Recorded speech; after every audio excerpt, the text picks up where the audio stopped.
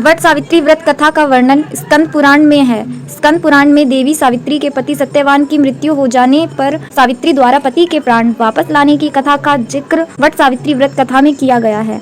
इस कथा के विषय में कहा गया है कि यह कथा सौभाग्य प्रदान करने वाला है, इसलिए वट सावित्री व्रत के दिन वट वृक्ष के नीचे सुहागन स्त्रियों को वट सावित्री व्रत की इस कथा का विस्तार पूर्वक पाठन करना चाहिए और सुहागिन महिलाओं को इस कथा को सुनना चाहिए। इससे सुहाग की उम्र लंबी होती है और वैवाहिक जीवन में प्रेम और सुख समृद्धि की प्राप्ति होती है।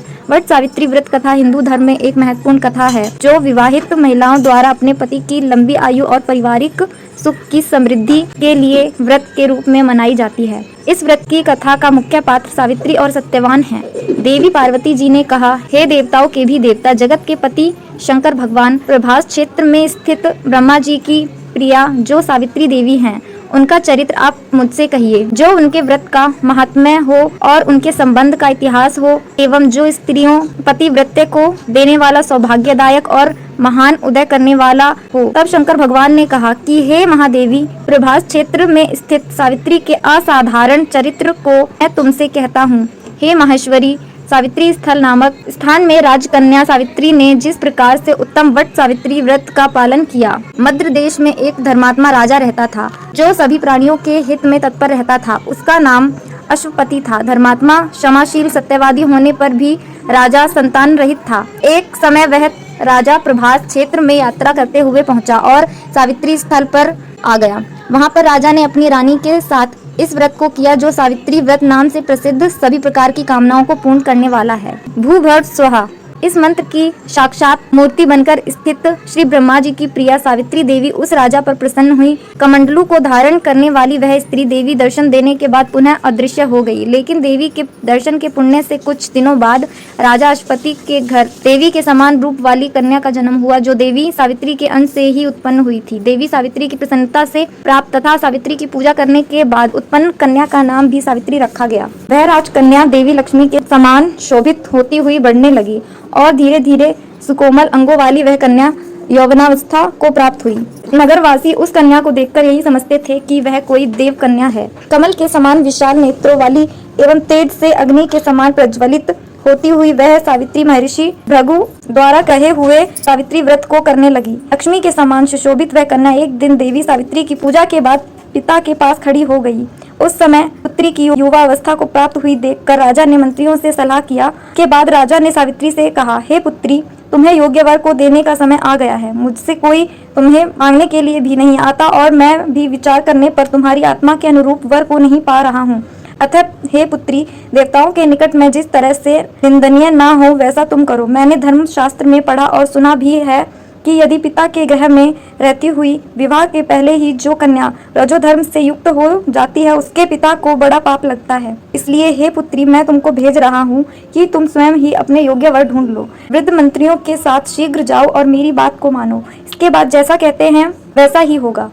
ऐसा कहकर सावित्री घर से निकलकर राजर्षियों के साथ तपोवन की ओर चल पड़ी और वहां पहुंचकर माननीय वृद्ध जनों को प्रणाम करके सभी तीर्थों और आश्रमों में जाकर मंत्रियों के साथ सावित्री अपने महल को लौट आई।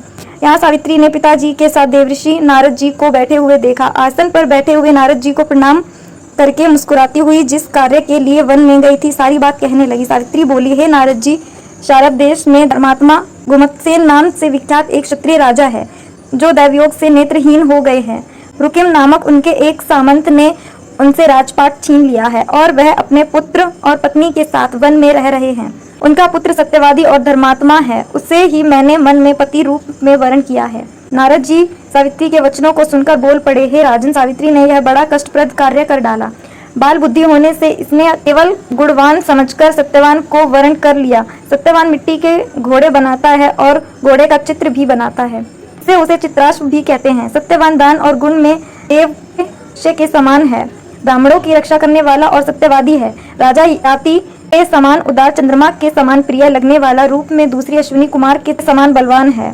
लेकिन उसमें केवल एक दोष है, दूसरा कोई नहीं, कि सत्यवान आज से ठीक 1 वर्ष पर शिणायु हो जाने दे त्याग कर देगा। इस प्रकार नारद जी की बात सुनकर राजकन्या सावित्री ने राजा से कहा, राजा, लोग किसी से एक बार कोई बात कहते हैं, ब्रह्म बेटा एक ही बार कहते हैं और एक ही बार कन्या दी जाती है। ये तीनों कर्म एक ही बार किए जाते हैं, बार बार नहीं। दीर्घायु हो अथवा अल्पायु, गुणवान हो अथवा निर्गुण, वर को एक ही बार वरण कर लिया जाता है। अब दूसरे वर को वरण नहीं करूंगी। नारद जी ने कहा, हे राजन, यदि आपको उचित लगता हो तो अपनी पुत्री सावित्री का कन्यादान शीघ्र कर डालिए। राजा शुभ मुहूर्त विधि विधान पूर्वक सत्यवान के संग सावित्री का विवाह करवा दिया। सावित्री अपने पति को पाकर ऐसे प्रसन्न थी जैसे उसे पुण्यवान पुरुष स्वर्ग को पाकर प्रसन्न होता है। सावित्री उस सत्यवान के साथ आश्रम में रहते हुए नारद जी की कही हुई बात को याद करती रहती थी और उस दिन को गिनती रहती थी कि जब सत्यवान देह त्याग कर चले जाएंगे। जब सत्यवान के मरण के केवल 3 दिन शेष रह गए तब सावित्री ने निराहार रहने का व्रत लिया और तीसरे दिन सुबह स्नान करके देवताओं और पितरों का पूजन किया। फिर सास ससुर के चरण वंदना करके वह भी पति के साथ जंगल की ओर चल पड़ी। जंगल में लकड़ी काटते काटते अचानक से सत्यवान के सिर में दर्द होने लगा। सावित्री ने कहा कि आप कुछ देर मेरी गोद में सिर रखकर सो जाइए, फिर हम आश्रम की ओर चलेंगे। जैसे ही सत्यवान सावित्री की गोद में लेटे वैसे ही सावित्री ने देखा कि सांवले वर्ण वाले किरीटधारी पीत वस्त्र पहने हुए साक्षात सूर्य के समान उदित हुए पुरुष उसके सामने खड़े हैं।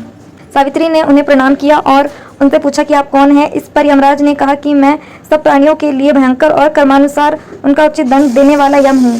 सो हे पतिव्रता सावित्री, समीप में पड़े हुए तुम्हारे पति की आयु समाप्त हो गई है, इसे यमदूत पकड़कर नहीं ले जा सकेंगे, इसलिए मैं स्वयं आया हूँ।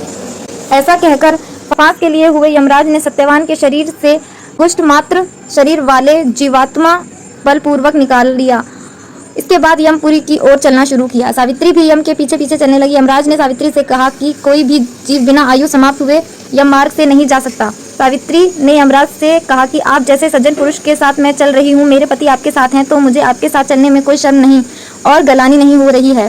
दूसरी बात, स्त्रियों के लिए इस पृथ्वी लोक में पति को छोड़कर कोई अन्य स्थान नहीं है, इसलिए मैं आपका अनुगमन कर रही हूँ। सावित्री की मधुर बातें सुनकर यम ने कहा कि मैं तुम्हारी बातों से प्रसन्न हूँ, इसलिए जो इच्छा हो वर मांग लो। सावित्री ने तब यमराज से अपना खोया हुआ राज्य, सास ससुर की आंखों की रोशनी और 100 पुत्रों का वरदान मांग लिया।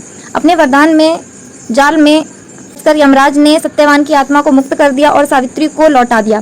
सावित्री पति के साथ अपने आश्रम लौट आई। सावित्री ने सावित्री देवी का व्रत किया, जिसके प्रभाव से सास ससुर की आंखों की रोशनी लौट आई। इनका राज्य भी मिल गया और 100 पुत्र हुए।